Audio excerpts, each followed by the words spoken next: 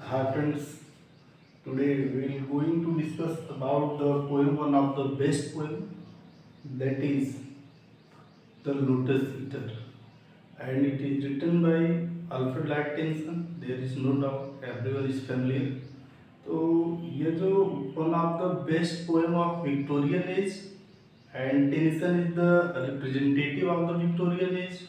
तो इसमें क्या दिखाया गया है, इसकी टाइटल कैसे है, इसके सोर्सेज कहाँ से आए हैं, ये कैसे लिखा गया है, इसमें किन बातों पर फोकस किया गया है, कितने स्टैंडर्ड फॉर्म में बनाया गया है, कितने इसके पार्ट हैं, इसकी सारी बातें हम एक एक करके समझते हैं। थोड़ा सा शुरुआत करते हैं, और शुरुआत करने पे जहाँ पे आपको कोई समस्या आए तो आप कमेंट कर देंगे। तो पहले पोएम आज हम जो डिस्कस करने जा रहे हैं वो क्या है, द लोटस ईटर। पोएम क्या है, लोटस ईटर। अब इस पे हम पहले टाइटल की बात कर लेते हैं। लोटस ईटर लिखा किसने है, A.L. टेनिसन ने लिखा। लिखा किसने है, A.L. टेनिसन ने लिखा है। लोटस ईटर कब लिखा गया है, इसको भी देखते हैं। Lotus Eater written by Alfred Lord Tennyson. Lotus Eater written by Alfred Lord Tennyson कब लिखा गया है, इसकी हम राइटिंग की बात कर लेते हैं। तो राइटिंग इसकी क्या है, इसके बारे में यह बताया जाता है कि there was a collection and that collection was named as poems collection. ये जो पोएम कलेक्शंस है उसी कलेक्शंस की एक पोएम है। तो इसकी राइटिंग जो कंफर्म की जाती है वो कब है, 1832। इसे कब लिखा गया है, 1832 में लिखा जाता है। कब लिखा जाता है, 1832 में लिखा जाता है। लेकिन आगे चल के फिर इसे रिवाइज कर दिया जाता है। रिवाइज करने का मतलब यही इसका पब्लिशिंग डेट भी है, इसी को पब्लिशिंग डेट भी कहा जाता है। लेकिन फिर इसे चल के एक बार और रीपब्लिश या रिवाइज करा दिया जाता है। तो रिवाइज कराया जाता है, तो रिवाइज किस ईयर में कराया जाता है, फिर इसे चल के आगे रिवाइज कराया जाता है। जब रिवाइज कराया जाता है तो रिवाइज करने में अभी ये 1832 है, लगभग 10 साल लग जाते हैं। और उस 10 साल तक टेनिसन की लाइफ में काफी वेयरनेस आ चुका रहता है, इसकी जिंदगी काफी शौक भरी होती है। तो इस रिवीजन के दौरान उसने एक स्टैंजा को ऐड करता है नया, जो रिवीजन करा इसका रिवाइज कराता है। रिपब्लिकेशन जब इसका होता है तो वो हो जाता है 1842 में। और इस 1842 में जब इसे पब्लिश कराता है तो इसका जो दो पार्ट है, इसके दो पार्ट हैं। तो पहले पार्ट में इसमें दिखाया गया है कि 5 पोएम है, और दूसरे पार्ट में दिखाया गया है कि 9 पोएम है। 9 पोएम का मतलब स्टैंजा से है। तो ये जो 9 स्टैंजा है, तो 9 से पहले का जो एक स्टैंजा है उसी स्टैंजा को ये क्या करता है, 1842 में ऐड कर देता है, इंसर्ट कर देता है। फिर इसके बाद यह जो है इसका फाइनल पब्लिकेशन हो जाता है। तो हमने इसके टाइटल को देखा, टाइटल लोटस ईटर है, लिखा किसने है, अल्फ्रेड लॉर्ड टेनिसन ने। इसका जो पहला पब्लिकेशन आता है, राइटिंग भी उसी दौरान है।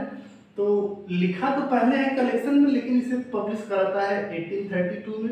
फिर इसी पब्लिकेशन को रिवाइज करा दिया जाता है, 1842 में करा दिया जाता है। अब इसके बाद हम चेक कर लेते हैं कि इसकी जो टाइटल है, टाइटल पर बात कर लेते हैं। इसकी टाइटल कैसे बनी, टाइटल बनने का कारण क्या है, और इस टाइटल का अर्थ क्या है, इतनी बातों को कौन समझेंगे। टाइटल बनी कैसे है पहले ये समझते हैं। कैसे टेनिसन के दिमाग में आया कि इसकी टाइटल यही होनी चाहिए, कैसे होनी चाहिए। अच्छा, इसके पीछे एक घटना है, उस घटना पे आगे चलते हैं। पहले हम टाइटल का अर्थ समझते हैं। इस पूरे टाइटल का अर्थ क्या निकलेगा, लोटस ईटर। लोटस मीन्स हो जाता है कमल, लोटस मीन्स क्या हो जाएगा, कमल। और ईटर मीन्स हो जाता है खाने वाला, अर्थात भक्षी। तो इस पोएम को हिंदी में हम क्या कह सकते हैं कि कमल भक्षी। हिंदी में क्या बोल सकते हैं, कमल भक्षी। क्यों कहा जाएगा कमल भक्षी? क्योंकि लोटस मीन्स हो जाएगा कमल। लोटस की स्पेलिंग यहाँ पे ओ ही लिखा गया है, LOTOS, लोटस। तो लोटस मीन्स हो जाएगा कमल भक्षी। अब देखते हैं कि इस कमल भक्षी अर्थात इसकी टाइटल बनी कैसे। इसकी टाइटल बनी कैसे? ये जो लोटस है, इस लोटस का अर्थ क्या निकलता है? इसे तो हिंदी में कमल कह देते हैं, लेकिन ऐसा नहीं है। यह एक ऐसी कंडीशन है, उस दौरान जो है अल्फ्रेड लॉर्ड टेनिसन यात्रा पे गया होता है। कहाँ पे यात्रा पे गया होता है? स्पेन यात्रा पर गया होता है, ट्रिप पर गया होता है, टूर पर गया होता है। और इसके साथ में इसका एक फ्रेंड आर्थर हेनरी हेलन भी होता है।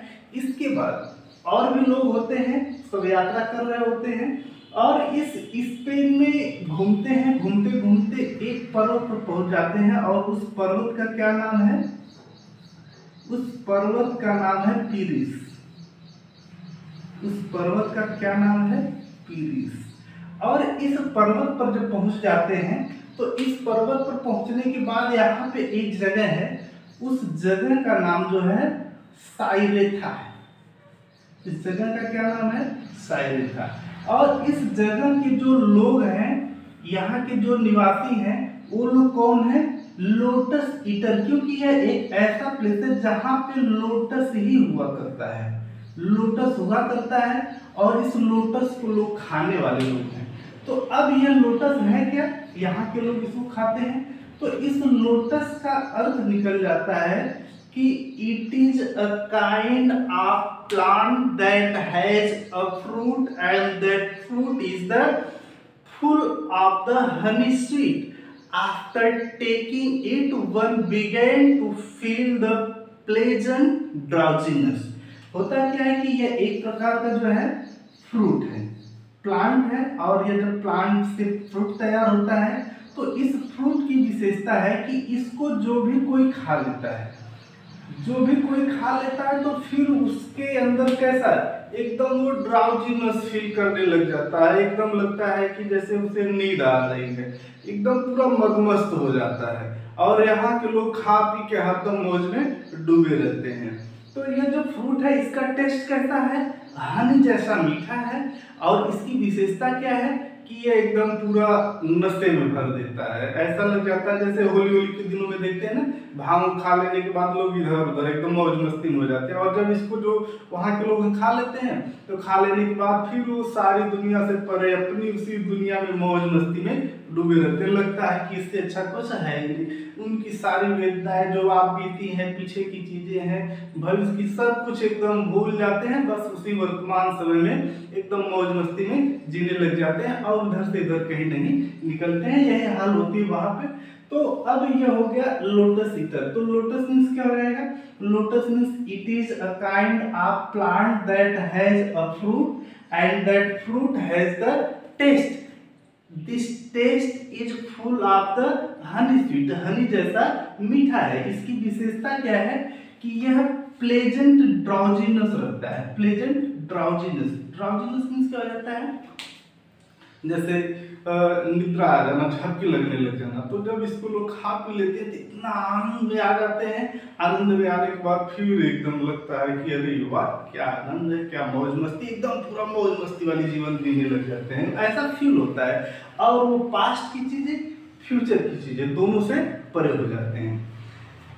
ईटर मीन्स हो ही गया। तो ये हो गया। अब हमने देखा कि अगर आप चाहें तो स्क्रीनशॉट भी कर सकते हैं। इसका जो है टाइटल का अर्थ निकल गया। हमने पहले देखा पब्लिकेशंस हो गया, दूसरे में हमने टाइटल का अर्थ देख लिया।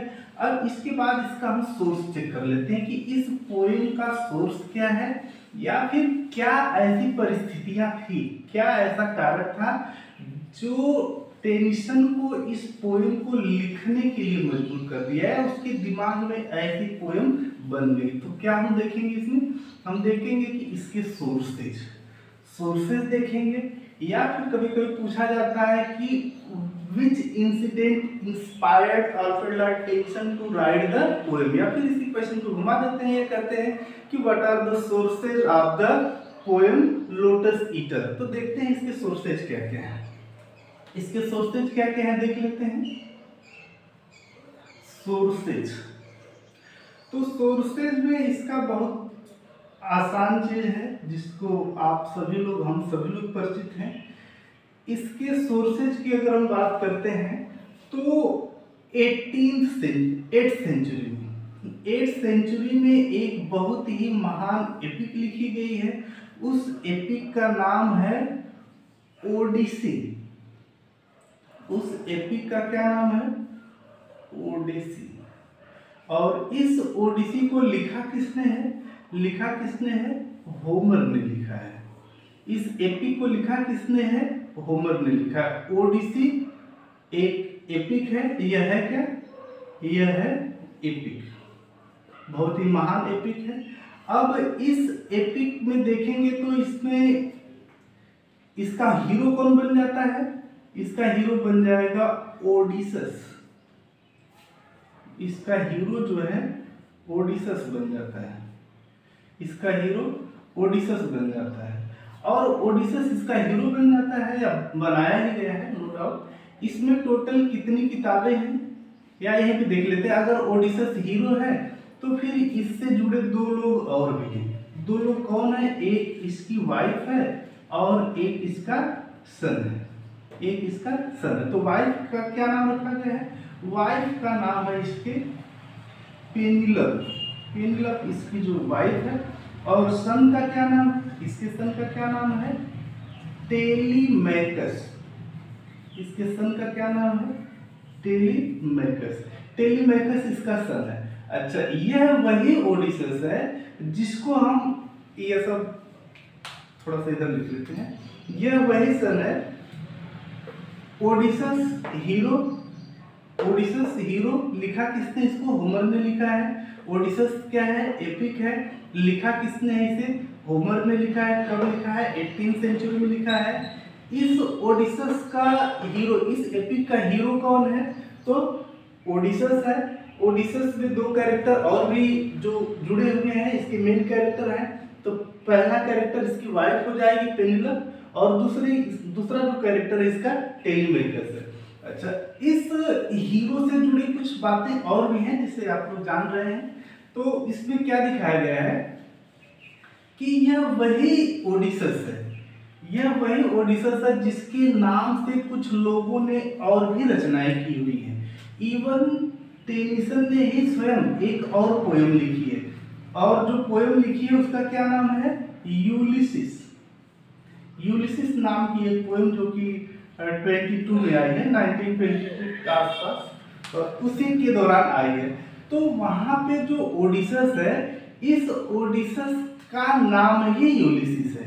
इस ओडिसस को एक नाम से और जानते हैं, चाहे तो हम ओडिसस कहें या फिर इसी को हम क्या कहेंगे? यूलिसिस कहेंगे। या तो हम इसे क्या कहेंगे? ओडिसस कहेंगे, या तो फिर हम इसे यूलिसिस कहेंगे।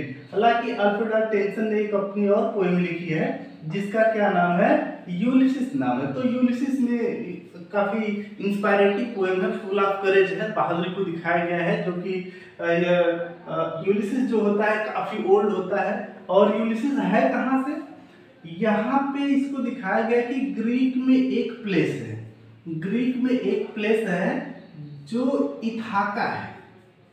इथाका नाम का एक प्लेस है, वहां का यह किंग होता है। ग्रीक में एक प्लेस है, इथाका है, और इथाका का यह जो है किंग होता है।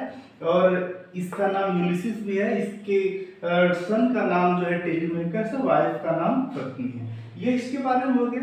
अच्छा, अब देखते हैं कि ये यूलिसिस को कितनी किताबों में लिखा गया है। जब यह एपिक है तो एपिक को तो अब जो लेटेस्ट एपिक हम लोग देखते हैं वह जो है 12 बुक में है, लेकिन ये क्लासिकल एपिक है, एंशिएंट टाइम की एपिक है। तो इसमें टोटल कितनी किताबें हैं? 24 किताबें हैं। इसमें कितनी किताबें हैं? टोटल 24 किताबें हैं। अब इस 24 किताबों में एक ऐसी किताब से अभिप्राय है कि इसके पार्ट हैं। टोटल देयर आर 24 पार्ट्स, और वो 24 बुक्स में दिखाए गए हैं। तो इसी में 24 में से एक घटना ऐसी है जिसमें दिखाया गया है कि कैसे जो है यूलिसिस या ओडिसस कैसे युद्ध से वापस लौट कर आता है। और जब वापस युद्ध से लौट कर आता है तो रास्ते में क्या क्या चैलेंजेस फेस करता है, कहाँ पे रुकता है, किस घटना, और यही घटना जो रहती है इस पोएम का जो है सोर्स बन जाती है। तो 24 बुक है टोटल, उस 24 में से out of 24 there is one book which is the book number 11। ये क्या है, बुक नंबर 11। बुक नंबर 11 में एक ऐसा इंसिडेंट दिखाया गया है और यही इंसिडेंट जो है इस पोएम का सोर्स बन जाता है। तो पोएम का सोर्स क्या है कि ओडिसी की बुक नंबर 11 की घटना जो इस लोटस ईटर का सोर्स बन जाती, या फिर यह अल्फ्रेड लॉर्ड टेनिसन को इंस्पायर करती है लोटस ईटर लिखने को। तो हालांकि ओडिसी तो ग्रीक में लिखी है, तो फिर ये पढ़ कैसे सकता था? हाँ, तो पढ़ ऐसे सकता था कि इसका ट्रांसलेशन पाता है, इसका जो है ट्रांसलेशन उसे मिलता है। अब ट्रांसलेशन इसका कई लोगों ने किया, ओडिसी को बहुत से लोगों ने ट्रांसलेट किया है। इसका जो पहला ट्रांसलेशन मिल जाता है, जो फर्स्ट ट्रांसलेशन है, वह जॉर्ज चैपमैन ने किया है, जॉर्ज चैपमैन ने किया है। और यह वही जॉर्ज चैपमैन है जिसको जॉन कीट्स पढ़ते हैं। जॉन कीट्स पढ़ते हैं तो उन्होंने एक सॉनेट लिखा है, किस इसी के जॉर्ज चैपमैन का जो ट्रांसलेशन, ओडिसी का जो ट्रांसलेशन है, या होमर के ओडिसी और इलियड, हालांकि इसने इलियड भी लिखा है, तो उसका ट्रांसलेशन ये जॉर्ज चैपमैन करते हैं। और जब ये चैपमैन करता है तो इन्हीं के नाम पे लिखता है कि लुकिंग ऑन चैपमैन्स होमर्स, जो जॉन कीट्स एक सॉनेट लिखते हैं। और भी लोगों ने ट्रांसलेट किया है, और इसका जो आखिरी ट्रांसलेटर है वह है सैमुअल बटलर है। और जब सैमुअल बटलर के ट्रांसलेशन को किसने पढ़ा? ये जो टेनिसन होते हैं, टेनिसन ने सैमुअल बटलर के ट्रांसलेशन को पढ़ा। सैमुअल बटलर ने क्या किया? सैमुअल बटलर ने ओडिसी को ट्रांसलेट किया, और इसी ट्रांसलेशन को जो है अल्फ्रेड लॉर्ड टेनिसन पढ़ते हैं। तो यह जो ट्रांसलेशन पढ़ते हैं तो 11 नंबर वाली बुक का पढ़ते हैं, 11 नंबर बुक के ट्रांसलेशन को पढ़ते हैं। तो अब देखते हैं कि 11 नंबर बुक में क्या दिखाया गया है। तो स्पेशली हम यह कह सकते हैं कम शब्दों में कि ओडिसी के book number 11 is the main source of the lotus eater. इस लोटस ईटर में उन्होंने देखा क्या, देखते हैं कि ये जो बुक नंबर 11 है, बुक नंबर 11, इस बुक नंबर 11 में होता क्या है कि यह जो ओडिसस है, Odysseus is coming returning from the war of Troy. अच्छा, यह बड़ी अजीब सी चीज है कि कभी मुश्किल से समझ में आई होगी कि वॉर ऑफ ट्रॉय क्या होता है। वॉर ऑफ ट्रॉय, ये जो ट्रॉय है, या इसी को ट्रोजन या ट्रोजन बैटल कहते हैं, या ट्रोजन वार कहते हैं, या वॉर ऑफ ट्रॉय कहते हैं। तो एक्चुअली ये जो ट्रॉय है, ये ट्रॉय कोई बहुत बड़ी चीज नहीं है, बल्कि ये जो टर्की कंट्री है ना, इसी का जो है पुराना नाम है टर्की। स्पेलिंग चेक कर लेते हैं, चेक कर लीजिएगा आप लोग। टर्की जो कंट्री है, तो इस टर्की कंट्री को ही ट्रॉय के नाम से उस दौरान ग्रीक में जब इसका और भी नाम रखा गया होता है। तो अभी वर्तमान में जो कंट्री है वह क्या है? टर्की है। लेकिन उस दौरान इस टर्की को किस नाम से जाना जाता था? ट्रॉय के नाम से जाना जाता था। तो इसीलिए वहां पे जो नाम रखा गया है कि वॉर ऑफ ट्रॉय। तो वॉर ऑफ ट्रॉय का मतलब यह जो ओडिसी है, इसमें दो देशों की लड़ाइयों को दिखाया गया है। किसकी किसकी लड़ाइयां हैं? ग्रीक है और टर्की है। ग्रीक और टर्की, इन दोनों के बीच की लड़ाई। हीरोइन कह सकते हैं जिसका नाम कई जगह चर्चा में आया हुआ है। डॉक्टर फास्टस में भी इनका नाम लिया जाता है। इसके अलावा यह जो है अपनी खूबसूरती के लिए काफी फेमस है, जानी जाती हैं। तो यहाँ पे जो ये टर्की का जो प्रिंस रहता है, पेरिस उसका नाम रहता है। प्रिंस को, और एक यहाँ का किंग है जिसका नाम पेरिस है। और यह जो पेरिस होता है, यह क्या कर देता है कि यहाँ जो यह हेलेन होती है, इन्हें लेके भाग जाता है। बस यही घटना जो है इस युद्ध का कारण बन जाती है। तो यह तो युद्ध हो गया, लेकिन हम बात कर रहे थे कि जो है वॉर ऑफ ट्रॉय। तो तो वार ऑफ ट्रायल में होता क्या है कि बुक नंबर 11 है, और ये जो बुक नंबर 11 है, इस बुक नंबर 11 में दिखाया गया है कि यूलिसिस या ओडिसस दोनों बात एक ही है। यह लड़ाई करके लगभग 10 दिनों तक लड़ाई करने के बाद ये सब कहाँ आ रहे हैं? They are going to their houses and in the way they are facing a lot of challenges because of the storm that appears in the ocean। जिस समुद्र से या समुद्री यात्रा कर रहे होते हैं तो वहाँ पे बहुत काफी मतलब समस्याएं आती हैं, और उस समस्याओं में इनकी जो समस्या रहती है कि ये लोग बोट पर हैं, अपने जहाज पर हैं या शिप पर हैं, और उसमें इन्हें स्टॉर्म फेस करना पड़ता है, स्टॉर्म फेस करना पड़ता है। इसके अलावा कैसे भी करके उस बोट को चला कौन रहा होता है, उसको सेलिंग कौन कर रहा होता है? ओडिसस स्वयं कर रहा होता है, और इसके लोग उसमें बैठे होते हैं। यह लोगों को समझाता है कि देखो घबराओ नहीं, बिल्कुल हम लोग करीब आ चुके हैं, आगे हम एक ऐसी जगह पर पहुंचने वाले हैं जो समुद्र का किनारा है, लेकिन इस जगह की ऐसी व्यवस्था है कि यहाँ पे हरदम दोपहर ही दोपहर रहता है, दोपहर मतलब आफ्टरनून। यह एक ऐसी जगह है, शायद यह एक ऐसी जगह है जहाँ पे हरदम दोपहर ही दोपहर रहेगा होता है। यह साल के 12 महीने, दिन के 24 आवर बस दोपहर ही दोपहर, वहाँ पर हम लोग चलेंगे, आराम करेंगे। और जैसे ही आप वहाँ पर लोग पहुँचते हैं तो यह अपनी बोट पर ही रहता है, कौन? ओडिसस। और ओडिसस बोट पर रहता है, इसके करीब 3 लोग जाते हैं। 3 लोग जाते हैं, इस जगह के जो लोग होते हैं उन लोगों से मिल जाते हैं। कौन? ओडिसस के लोग जो है, जो जर्नी कर रहे होते हैं, जो मैरिनर्स लोग होते हैं, यहाँ पे जाते हैं, यहाँ के लोगों से मिल जाते हैं और देखते हैं ये लोग क्या करते हैं। ये लोग यही अपना लोटस को खा के पूरा, ये जो हर एक प्रकार की नशीली होती है, जैसे होली खा के पूरा एकदम मौजिया जाते हैं, ठीक उसी तरह से यहाँ पे लोग खा के पूरा एकदम मौज मस्ती में पड़े रहते हैं। अब ये लोग जाते हैं तो भाई दोस्ती हो जाती है, ये लोग भी खा लेते हैं। खा लेने के बाद ये सब भी भूल जाते हैं, अरे कौन ओडिसस, कहाँ जाएंगे, बस एकदम ये लोग भी खूब डूब जाते हैं। कौन सी घटना हुई, कहाँ जाना है, क्या भविष्य में होना, सब कुछ एकदम परे, एकदम आनंद भरे डूबे हुए हैं, आनंद भरी लाइफ में लोग चल रहे। और इधर बोट में कौन है? बोट में अपना, बोट का मतलब शिप जो है, यहाँ ओडिसस जो है इंतजार कर रहा है कि ये सब आए क्यों नहीं।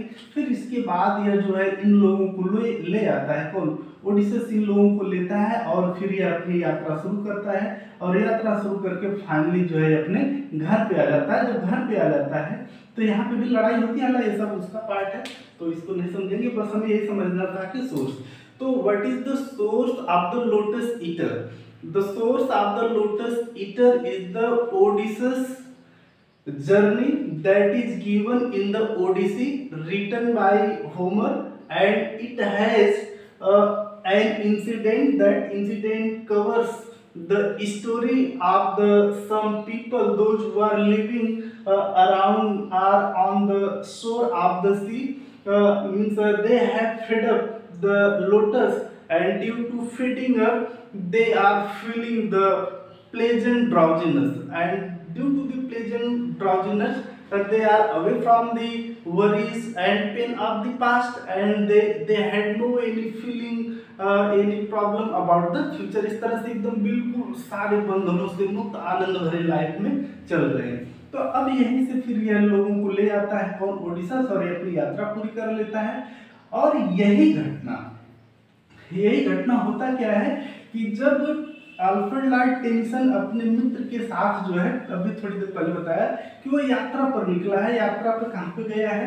स्पेन गया है, और इस स्पेन में एक पिरिस नाम का जो पर्वत है, उस पर्वत के आसपास की लाइफ को देखता है, तो ठीक उसे वही घटनाएं याद आ जाती। कौन सी घटनाएं? ओडिसी के बुक नंबर 11 की घटनाएं आ जाती हैं, और जब उस 11 नंबर की घटनाएं आती हैं तो तुरंत वह उस बुक को लिख देता है, उस बुक की घटना को अपनी यात्रा पे, हालांकि उसकी भी स्वयं की भी यात्रा है।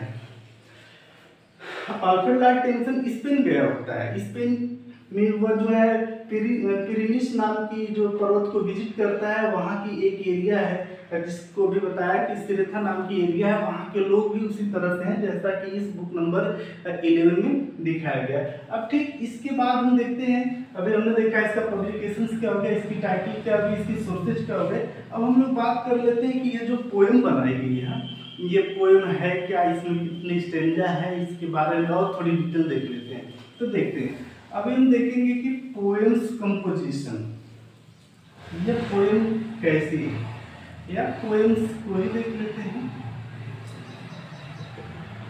पोएम्स फॉर्म इसका क्या है, ये पोएट्री का कौन सा फॉर्म है, पोएट्री का फॉर्म है ड्रामेटिक मोनोलॉग है। ये क्या है, ड्रामेटिक मोनोलॉग, ड्रामेटिक मोनोलॉग है। कैसे ड्रामेटिक मोनोलॉग, स्पेलिंग गड़बड़ हो रही है, इनका हटा देता हूँ। ड्रामेटिक मोनोलॉग,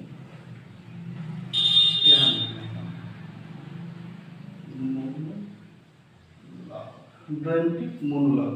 तो ये ड्रामेटिक मोनोलॉग को पढ़ेंगे हम अलग तरह से, या पोएटिक फॉर्म आता है, लेकिन यहाँ पे सिर्फ इतना ही समझते हैं। होता क्या है ड्रामेटिक मोनोलॉग में कि specially there is one speaker and often most of the time he continues speaking, there will be some listener and speaker will unfold any happenings that happened in his past life। उसके बीते हुए समय में कुछ घटनाएं रहती हैं, speaker उसको सुन रहे होते हैं, समय समय पे अगर कुछ सवाल वाल कर लेते हैं, ज़्यादातर इसमें यही रहता है कि स्पीकर बोलते जाता है, ठीक है। तो ऐसे ही, तो ये जो लोटस ईटर है किस फॉर्म में है, ड्रामेटिक मोनोलॉग में है। अच्छा, इसको दो भागों में लिखा गया है, बुक एक ही है, पोएम एक ही है, लेकिन इसे दो पार्ट में किया गया। तो इसका जो फर्स्ट पार्ट बनता है, जो फर्स्ट पार्ट है यह 5 स्टैंजा वाला पार्ट है। इस फर्स्ट पार्ट में कितने स्टैंजा हैं,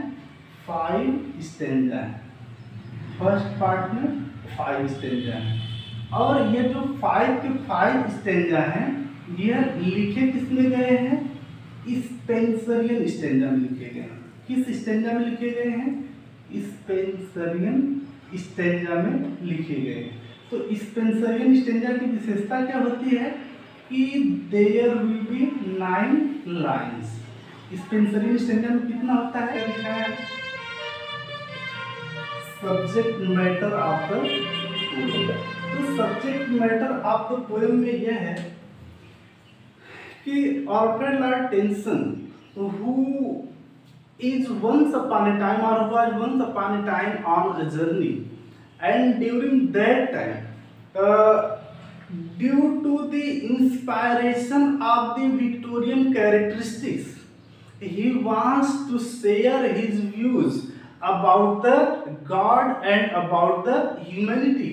उसकी नज़र में जो भगवान है वो कहता है कि भगवान इंसान के लिए बहुत कुछ सोचने वाले नहीं है। मैं नहीं बोल रहा हूँ, इस लोटस ईटर में बताया, कहता है कि भगवान जो है इंसान के बारे में बहुत कुछ नहीं सोचने वाले, वो एकदम मौज मस्ती कर रहे होते हैं, वो जहाँ पर है अपने इवन में है। भगवान के बारे में दिखाता है कि उन लोगों की लाइफ स्टाइल कैसी है, और फिर आगे मनुष्यों के बारे में दिखाता है कि मनुष्य जो धरती पर हैं उन लोगों की लाइफ स्टाइल कैसी है। वो जब स्टैंडा वाइज पढ़ते हम चलेंगे तो दिखाएंगे कि यह कहाँ पे दिखाया गया है।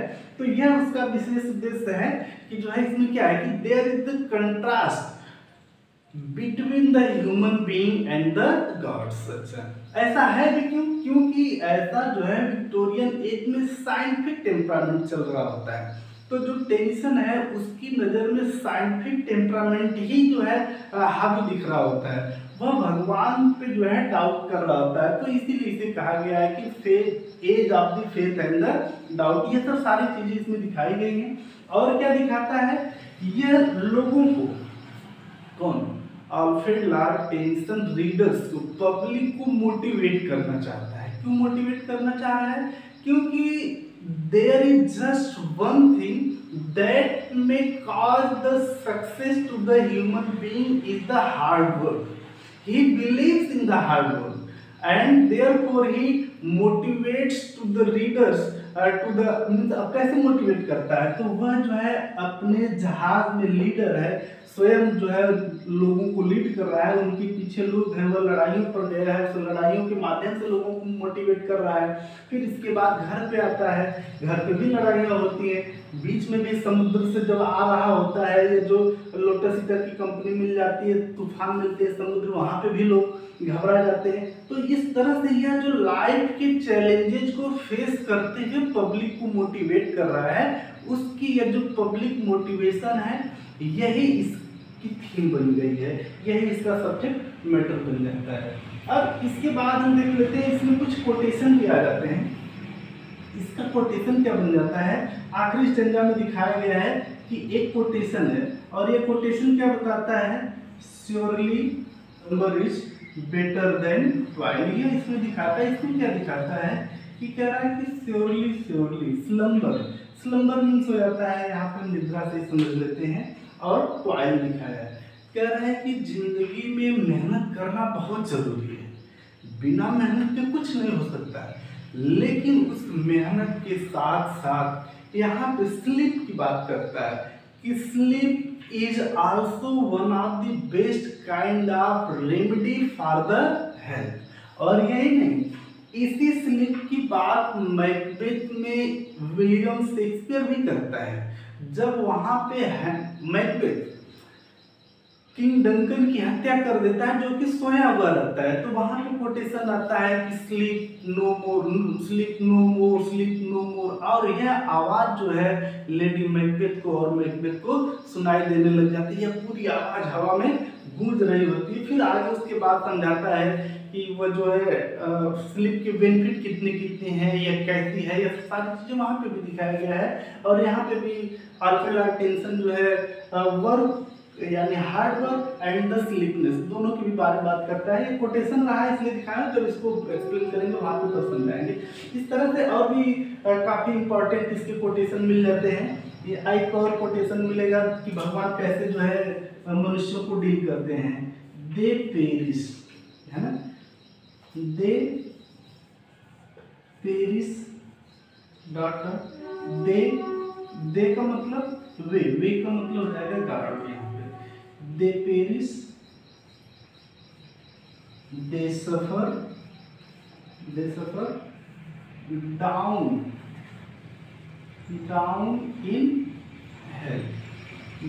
इन हेल। अब देखो कह रहा है कि जो भगवान है वो मनुष्य को क्या करते हैं, परेशान करते हैं, मनुष्य सफरिंग करता है और अंत में उसकी डेथ हो जाती है, और फिर क्या हुआ है, नरक में चला जाता है। आगे भी एक कोटेशन और है जिसमें यह दिखाता है कि भगवान अपनी आराम कुर्सी पर आराम मुद्रा में जो है वो एक बढ़िया सा रूम, उसमें दिखाया गया एक जो है फूलों का बेड बना हुआ है, उस पर वो सोए हुए हैं, मौज मस्ती कर रहे हैं, और नीचे जो है जैसा कि क्रिश्चियनिटी में माना जाता है, यहाँ पे इंसान कैसे क्या कर रहा है, इन लोगों का उनसे कोई लेना देना नहीं है। तो यह सब इसमें दिखाया गया है। I hope there will be no any confusion. In case of any confusion you can comment in the box.